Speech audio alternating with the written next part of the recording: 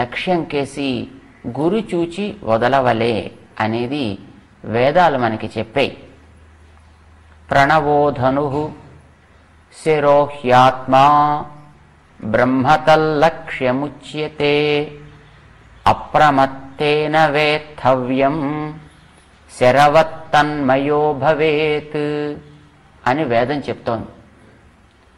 బాణాన్ని ప్రయోగించినప్పుడు అది లక్ష్యాన్ని చేరి అందులో గుచ్చుకున్న తర్వాత దాన్ని వెనక్కి తీసినా ఆ వెనక ఉండేటటువంటి పట్టుకునేది వస్తుంది తప్ప చివర ఉండేటటువంటి బాణపు ములుకు అందులోనే చేరిపోయి ఇది ఒకటా వేరా అనేది మనకి సందేహం కలిగించేట్టుగా దాంట్లో చేరిపోయి ఉంటుంది. ఈ జీవుడు మానవ శరీరం లభించినందుకు చేయాల్సినటువంటి ఏకైక కృత్యం ఆ భగవంతుని యొక్క సన్నిధానానికి చేరాలనే కాంక్షతో ఇక్కడ ఉన్నప్పుడు చేయాల్సినటువంటి ఆచరణని గుర్తించడం. ఫలితమేమి? భగవంతుడంటే గొప్ప ఆనందం, తరగని ఆనందం. ఆ ఆనందాన్ని మనం పొందాలి, అందులో మనం చేరాలి. చేరి ఆ భగవంతుడి యొక్క నిత్యమైనటువంటి నిరవధ్యమైనటువంటి సేవని చేసుకోగలగాలి.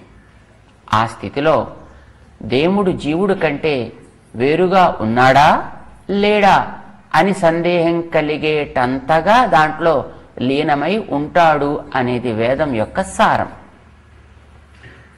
ఓంకారం మనకి అదే అర్థాన్ని చెప్తుంది.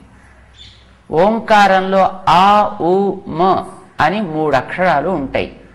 అందులో మ అంటే మనం, ఆ అంటే అతడు, ఊ అంటే వాడికే మనం చెంది ఉంటాము అని తాత్పర్యం. వాని యొక్క సేవయే మనం చేయతగును అనేది ఓంకారం మనకి తెలియచేస్తోంది. ఆ ఏకాక్షరంగా చెప్పినటువంటి ఓంకారం యొక్క తాత్పర్య సారాన్ని ఆండాళ్ తల్లి మనకి 3 అక్షరాలని 30 దినాలు ఆచరించేటటువంటి ఒక వ్రతంగా ఒక్కొక్క తత్వాన్ని పదేసి పాటలలో తాను నింపి మనకి ప్రసాదించింది. అదే తిరుప్పావై వ్రతం. దీనికే ధనుర్మాస వ్రతం అని అంటాం. సూర్యుడు ధనురాశిలోకి ప్రవేశించినప్పటి నుంచి అందులో ఉండే 30 దినాలు ఈ వ్రతాన్ని మనం ఆచరిస్తాం. ఎందుకంటే ఉత్తరాయణానికి ముందుండే ఈ ధనుర్మాసం చాలా ఉత్తమమైనటువంటి మాసం. మనలో మంచి గుణాలని పండించడానికి యోగ్యమైనటువంటి కాలం ఈ ధనుర్మాస కాలం. పరమ సాత్వికమైనటువంటి కాలము అనేది కాలతత్వజ్ఞుల యొక్క నిర్ణయం. అందుకే ఈ మాసంలో ఈ వ్రతాన్ని మనం చేయాలి. వ్రతం ఎవరు చేయాలి అనే దాన్ని గోదాదేవి మొదటి పాటలో నిరూపించింది. ఎవరికి కోరికుంటే వారల్లా చేయొచ్చు. పిన్నల, పెద్దల, బ్రాహ్మణుల, అబ్రాహ్మణుల, పురుషుల, స్త్రీల, ధనం ఉన్నవారా లేనివారా ఇలాంటి ప్రశ్నలు అవసరం లేదు. ఎవరికి కోరిక ఉందో నేను కూడా బాగుపడాలి, నాతో పాటు ఉండే ఈ లోకమంతా బాగుపడాలి, ఈ కోరిక ఉంటే చాలు ఈ వ్రతం ఆచరించవచ్చును అనేది గోదాదేవి చేసినటువంటి నిర్ణయం. ఎవరికి ఆ కోరిక కలుగుతుందో వారే చక్కటి యోగ్యత కలిగినటువంటి మహనీయులు నేరిഴయీర్ అని గోదాదేవి చెప్పింది. అయితే ఏదైనా మనం ఆచరించేటప్పుడు ఒక యోగ్యులైనటువంటి మహానుభావుల యొక్క పురుషకారం కావాలి. పురుషకారం అంటే రికమెండేషన్ అని మనం అంటామే, అదన్నమాట. అది అందివ్వగలిగేటటువంటి మహనీయులనే మనం ఆచార్యులు, గురువులు అని అంటాం. గురువులు భగవతత్వాన్ని ముందు తాము గ్రహిస్తారు, మనకి దాన్ని అందిస్తారు. దాన్ని ఎలా మనం ఆచరించాలో ఆ విధానాన్ని కూడా మనకి వారు తెలియచేస్తారు. అలాంటి భగవంతుడి యొక్క అనుగ్రహపాత్రులు, ఆచరించి అనుభవాన్ని గడించినటువంటి ప్రాజ్ఞులు అయిన మహనీయులే మనకి ఆచార్యులు కాగలుగుతారు. అలాంటి ఆచార్యుల దగ్గర భగవంతుడు ఎప్పుడు కూడా వినయంతో, వినమ్రుడై, వారు ఆదేశించినట్లుగా చేయటానికి సిద్ధపడి ఉంటాడు అనేది మనకి శాస్త్ర సారం.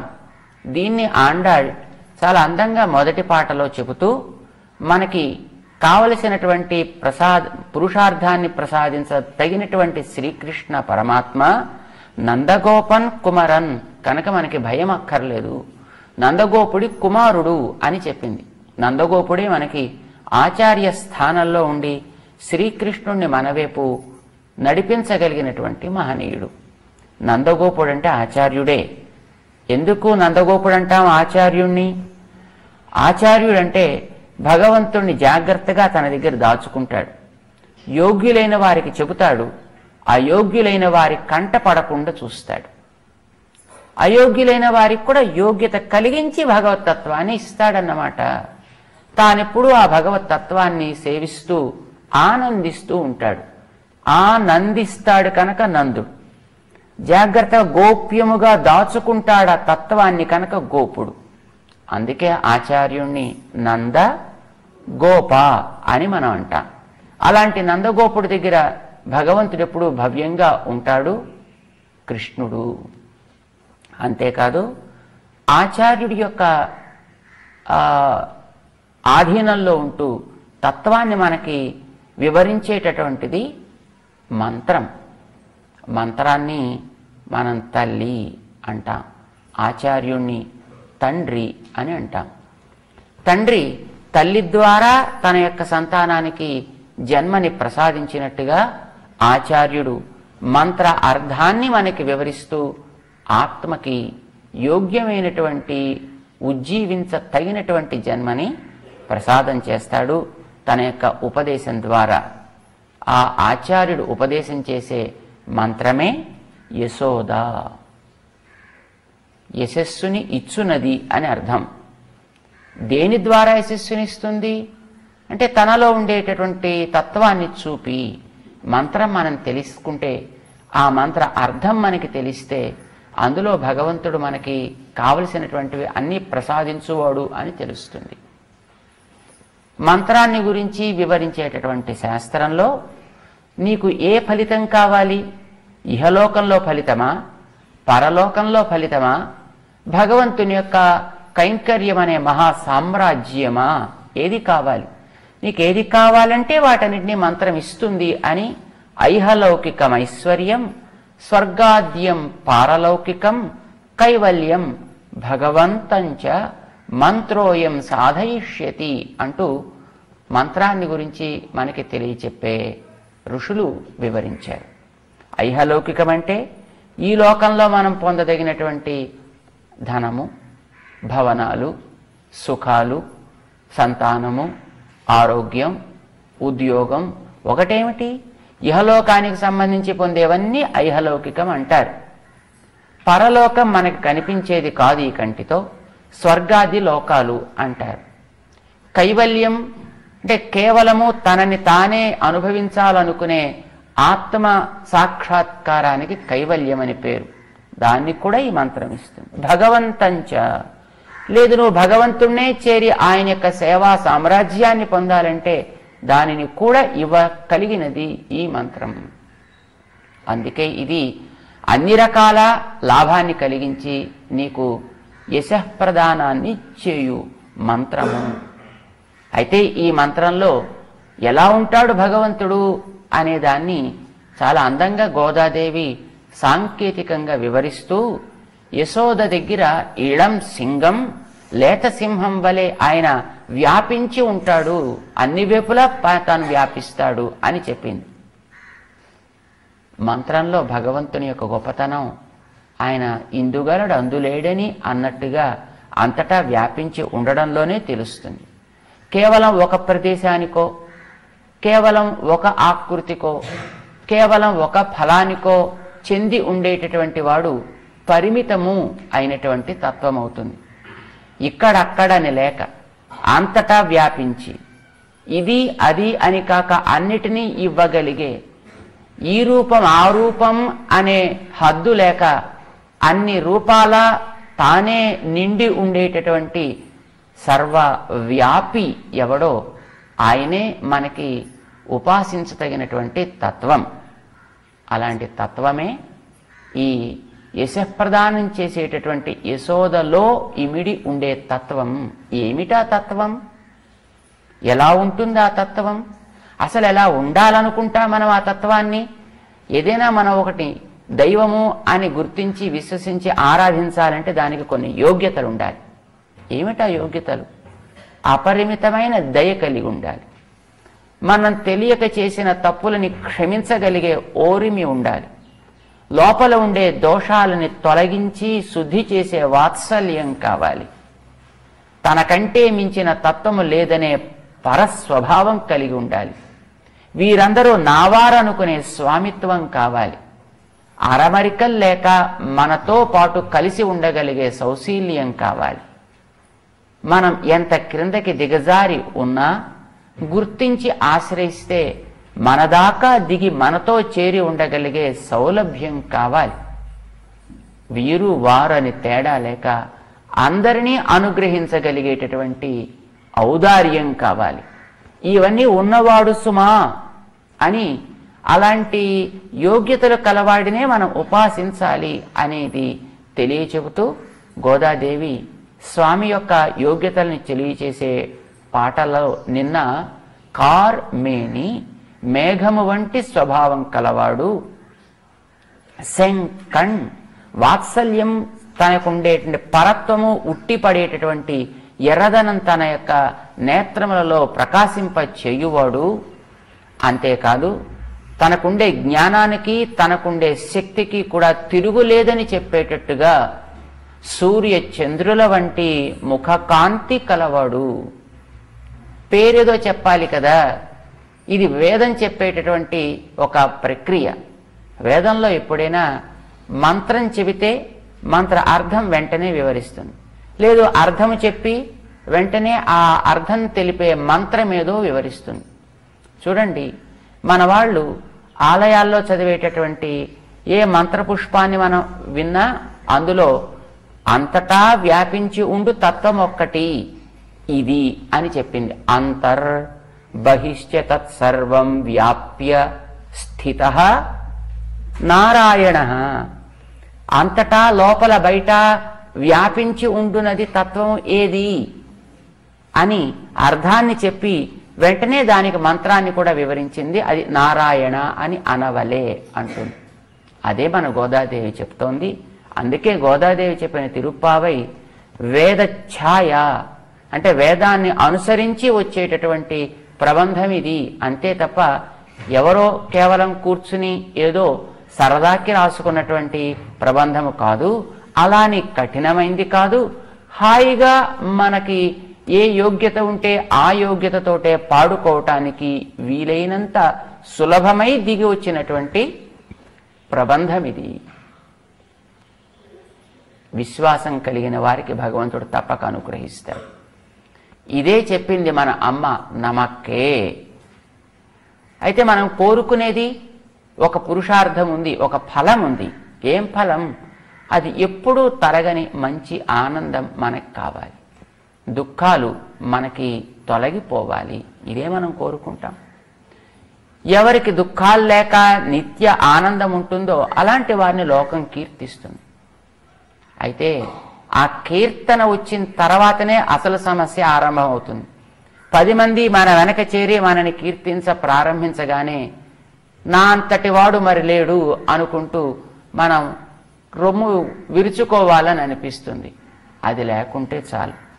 ఆ కీర్తి మనకు కలిగేట్టు చేసుకున్నవాడు ఆ వెనకాతలు ఉండేటటువంటి తత్వమని మనం గుర్తించి ఆయన దగ్గర మనం శరణాగతులమై ఉండాలి అనేది నిర్ణయం అన్నమాట. అందుకే గోదాదేవి నిన్న అలాంటి వారిని లోకం కీర్తించేట్టుగా, అలా కీర్తించినప్పటికీ అది భగవంతుడని గుర్తించి ఆయనకి శరణాగతి చేయగలిగే రీతిలో మనం విశ్వసించి శ్రద్ధతో ఈ వ్రతాన్ని ఆచరిద్దాము అని చెప్పింది. మనం ఈ తిరుప్పావై వ్రత ఆరంభం చేసుకుని దీనితో పాటే కలిపి శ్రీ వెంకటేశ శరణాగతి దీక్షను కూడా చేస్తున్నాం. భగవంతుడు మన కోసం మనం కంటితో చూచి సేవించగలిగే ఒక రూపాన్ని ధరించి ఉంటాడు. దానికే అర్చామూర్తి అని పేరు. మనం చేసేది ఆయన సన్నిధానంలో చెయ్యాలి. అలాంటి అర్చామూర్తులకి ఈ యుగంలో మనకి సాక్షాత్కరించేటటువంటి స్వరూపం కలౌ వెంకటనాయక అని. ఆ వెంకటేశుడి యొక్క సన్నిధానాన్ని మన గృహాల్లో మన స్థానాల్లో మనం ఏర్పరచుకుని ఆయన దగ్గర మనం ప్రార్థన చేస్తూ ఈ వ్రతాన్ని ఆచరిస్తున్నాం. కారణం మనలో ఆ రకమైనటువంటి కీర్తిని మనకి తనకే అర్పించగలిగేటటువంటి శరణాగతి చేయగలిగే శ్రద్ధని గోదాదేవి అడిగినట్టుగా మనం కూడా అడుగుదాము. అలాంటి గోదా పలుకు మనం కూడా పలుకుదాము అనేటటువంటి కోరికతో మనం ఈ దీక్షని చేస్తున్నాం. సామాన్యంగా లోకంలో ఏవో చిన్న చిన్న వ్రతాలు చేయాలంటే ఏదో అల్పమైన ఫలితాలని ఇచ్చేవే అయినా వాటిని ఆచరించడానికి ఎన్నెన్నో నియమాలు ఉంటాయి. చాలా కఠినమైనటువంటి నియమాలు ఉంటాయి. రోజుకి 3 సార్లు స్నానము చేయవలెను, ఏదో ఇన్ని వేల సార్లు జపించవలెను, ఇలాంటి ఈ స్థానంలోనే పడుకోవలెను, ఇలాంటి ఆహారమునే తినవలెను, ఏదో ఇన్నిసార్లు ఇదేదో చెయ్యవలెను, ఇలాంటివో రకరకాల నియమాలు ఉంటాయి.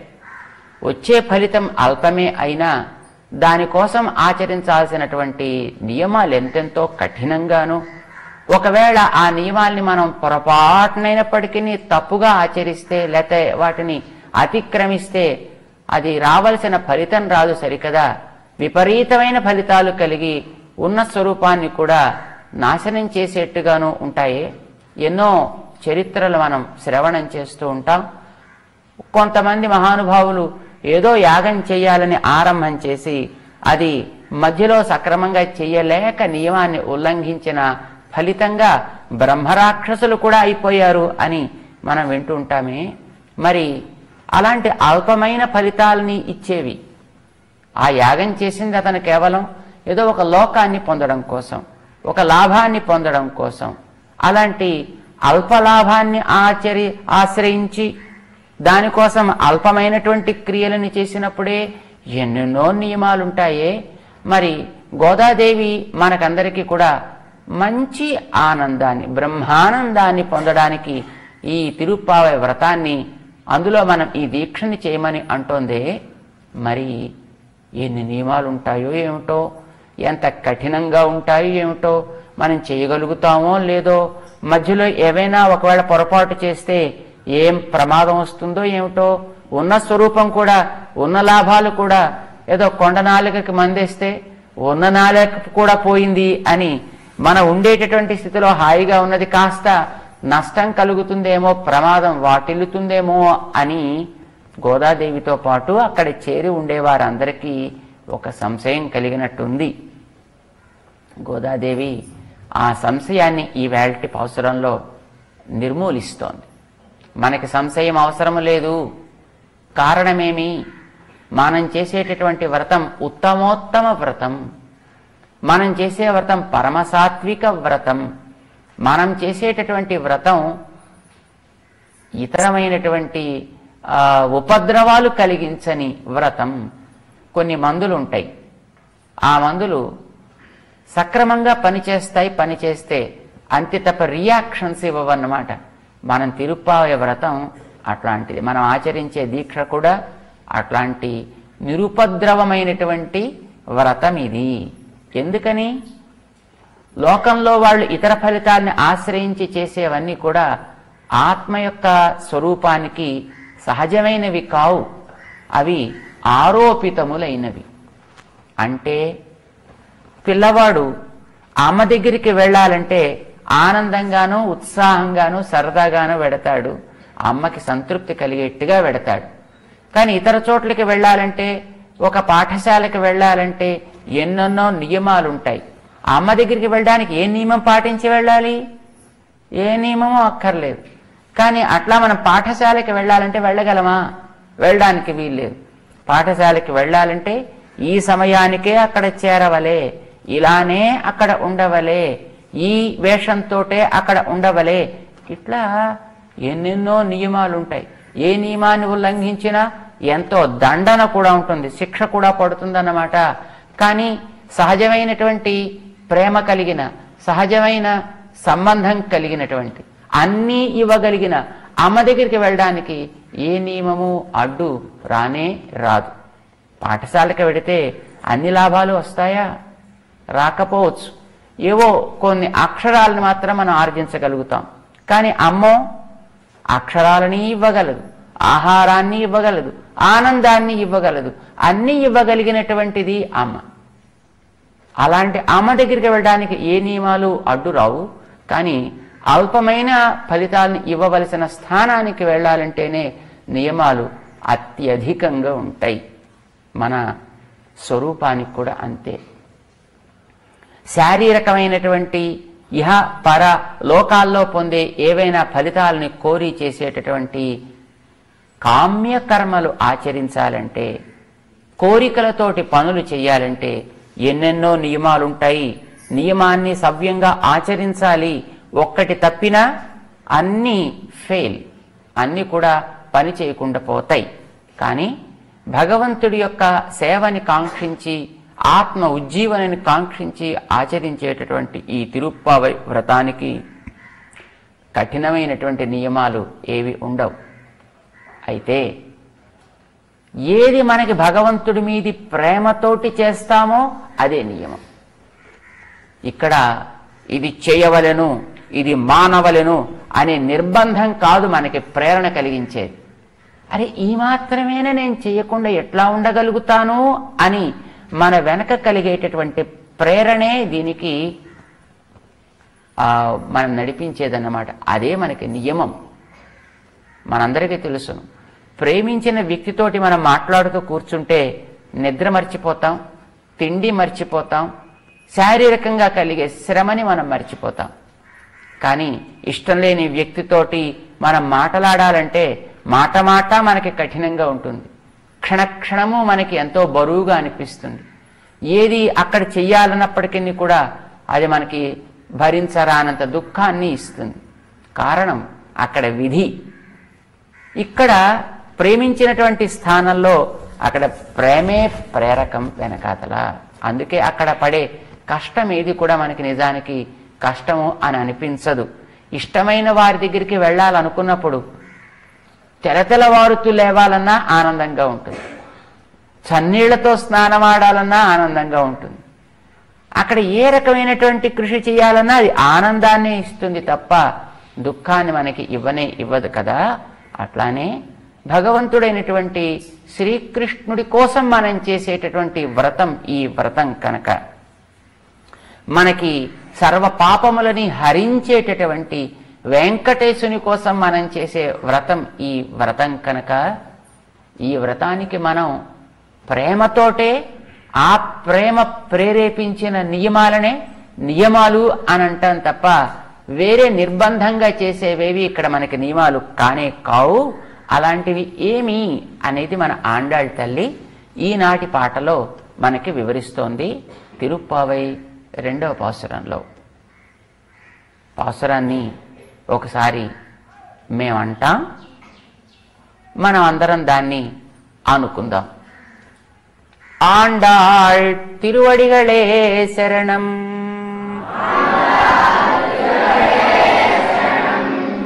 வையத்து வாழ்வீர்கள் நாமும் நம் பாவைக்கு செய்யும் கிரிசைகள்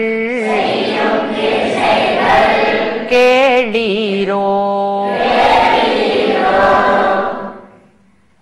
பார்க்கடலுள் பையத்துயின்ற பரமனடி பாடி நெய்யுண்ணோம் பாலுண்ணோம் நாட்காலே நீராடி மையிட்டெழுதோம் மலரிட்டு நாமுடையோம் செய்யாதன செய்யோம் தீக்குறளை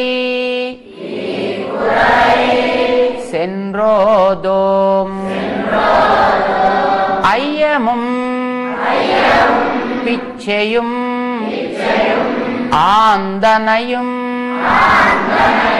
கை காட்டி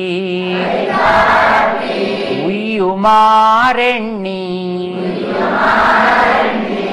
உகந்து ఏలోరెంబావాయ్.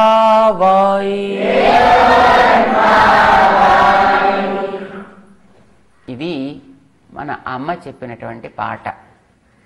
ఆ అమ్మకి ఎంత సంతోషమో, మనందరినీ చూస్తే చాలా ఆనందం. భగవంతుడు శ్రీకృష్ణుడై అవతరించినప్పుడు ఆయన ఏదైనా చెబుతాను వినండర్రా అంటే ఒక్కడు వినలే, ఒక్కడు దొరకలే. దొరికాడు ఒక్క అర్జునుడు. ఆయనకి అది బుర్రలోకి ఎక్కలేదు. విన్నాడు పాపం ఏదో, కానీ విన్న తర్వాత ఉన్నది కాస్త పోయినట్టుంది. అందుకే ఆయన వినక ముందు కాకరకాయ అనేవాడు కాస్త విన్నాక కీకరకాయ అండం ప్రారంభించాడు.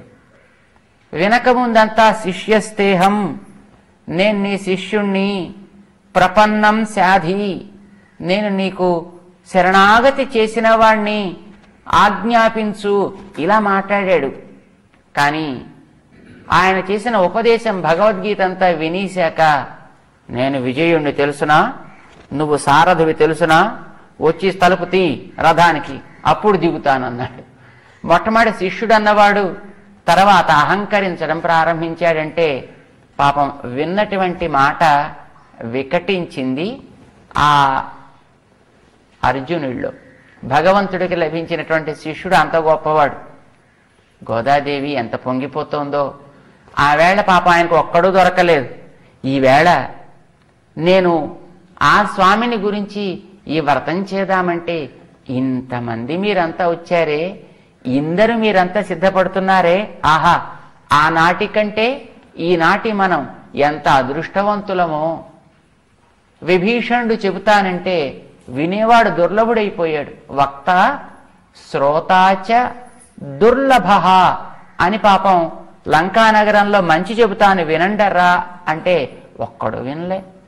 బాగుపడరా అని రావణాసుడితో చెబితే త్వాంతు ధిక్, మా వంశంలో తప్ప పుట్టావు నువ్వు అనిపించాడు ఆయన.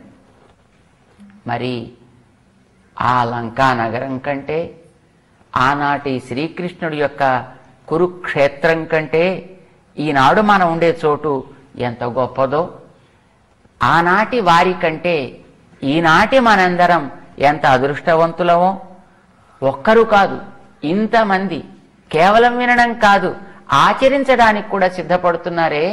ఇది మన ఆండాళ్ళకి ఆనందం. అందుకే గోదాదేవి అంటుంది, వయ్యత్తు వాళ్వీరుగాళ్, ఈ భూమి మీద ఉంటూ బాగుపడాలి అనుకోవడమే కష్టం. ఇంతమంది మీరంతా బాగుపడాలని అనుకుంటున్నారే, హా, అదృష్టం మనకందరికీ పండింది. భూమి చాలా గొప్పది సుమండి. కొంతమంది భూమిని చూసి చాలా బాధపడతారు. ఇది అజ్ఞానాన్నిచ్చే భూమి అని అంటారు. ఇలాంటి భూమి మీద పుట్టడమే వద్దు మాకు అని అంటారు. ఎక్కడెక్కడికో పోవాలనుకుంటారు. నిజమే, భూమి తమో గుణాన్ని ఇచ్చేది. తమో గుణం అంటే అజ్ఞానం. అలాంటి భూమి మీద పుట్టడమే ఒక పాపపు ఫలము అని దుఃఖించే వాళ్ళు కూడా లేకపోలేదు.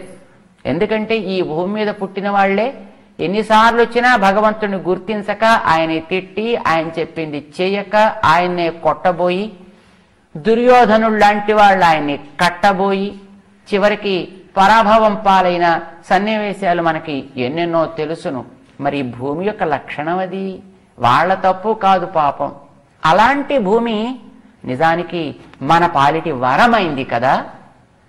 భగవంతుణ్ణి ఎప్పుడైనా ఏదైనా ఒక స్థానం తన దగ్గరికే పదే పదే ఆకర్షించగలుగుతుంది అనంటే అది భూమే కదా. ఒకసారి కాదు, ఎన్నెన్నిసార్లు ఈ భూమి మీదకి ఆయన వచ్చి ఎన్ని రూపాల్లో ఎన్ని నామాలతో అవతరించేట్టు చేసుకున్నదో ఈ భూమి. అదృష్టం పండించే స్థానం కూడా. అన్ని నేలలో పంటలు పండవు కదా. కానీ కొన్ని నేలలో ఏదో ఒక పనికిరాని గింజ వేసిన నవనవలాడుతూ మొక్కని పెంచినట్టుగా ఈ భూమి చాలా గొప్పది. మనలో భగవత్